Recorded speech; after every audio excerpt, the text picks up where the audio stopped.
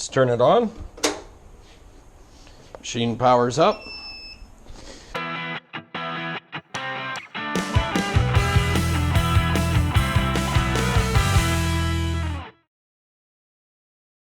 So this slides on the shaft of the machine.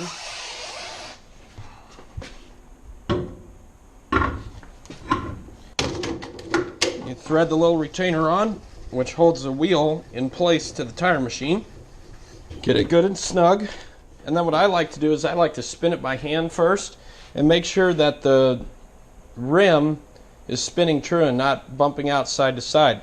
This is a great way to check your rim and see if you have a bad rim or a bent rim or a bad tire with a broken belt. Now we take the measurements. So this little arm extends out here. As you can see, we're right at 80. So we adjust the machine down to 80 here. Next, let's measure the rim. As you can see, right at 7. So let's adjust this to 7. Now let's input the size of the rim. 15 inches. Now once you've filled out this information on the machine, it's set for the second tire. You don't have to fill this in again. You want to make sure that you're using dynamic and hammer-on weights that go on the outside of the rim, as we'll be using in this case. Once that's all set, you close the lid. The tire spins. The computer determines where the weights need to be placed on the rim to balance it, and then tells you where. So in this case, as you can see, we need 3/4 of an ounce and a 1/2 ounce on either side of the rim. Notice the lights as I spin the wheel. Notice how the lights change. Whenever all the lights light up like this one here does, that means we need a 3/4 ounce weight at the 12 o'clock position on the outside of the rim, right here. Same way on the inside. They all light up. We need a 1/2 ounce weight on the 12 o'clock position of the rim on the inside. Find a 3/4 ounce weight here. In this case, it's going right by the valve stem. There you go. It hammers on. Now let's get the inner weight. Find a 1/2 ounce here.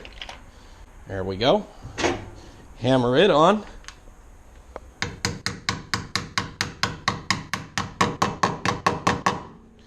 Then you close the hood and give her a spin. You want to see all zeros. And that's perfect. That's just what you want to see right there. 0, 0.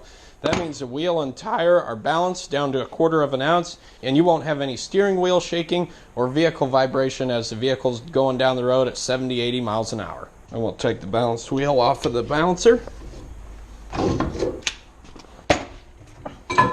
and do the same to the other one.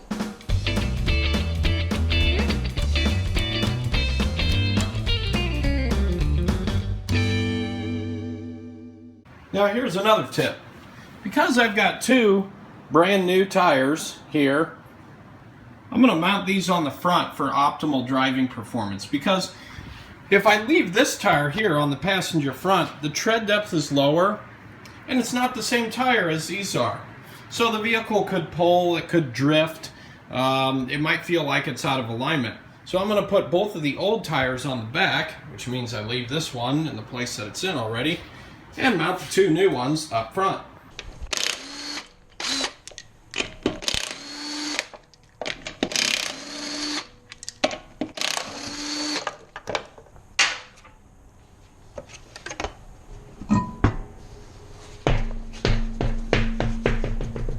Here's another important tool that's really nice to use when putting wheels back on cars. This is what they call a torque stick. Limits the impact torque to 80 foot-pounds at the edge of the stick here.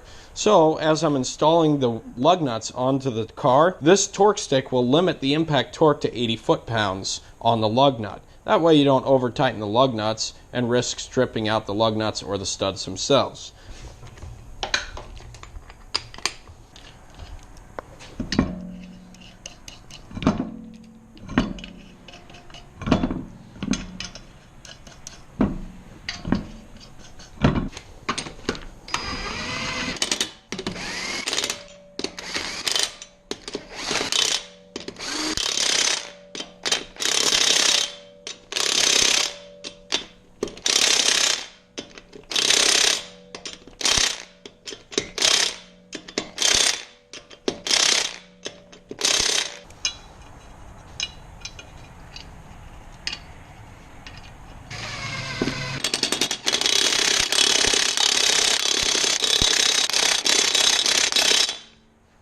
because one hubcap was completely missing and the other one's destroyed, I bought a set of 4 new hubcaps.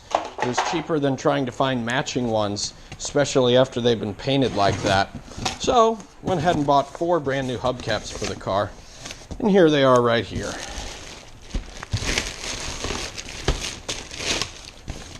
And you want to make sure when putting your hubcaps on that you line the little notch here for the valve stem up with the valve stem itself.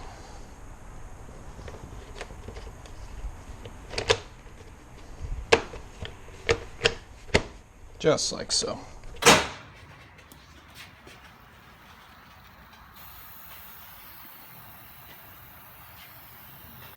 Now I can tell just by looking at it that the alignment is a little bit off, so I'll still need to send this vehicle up to a shop for an alignment.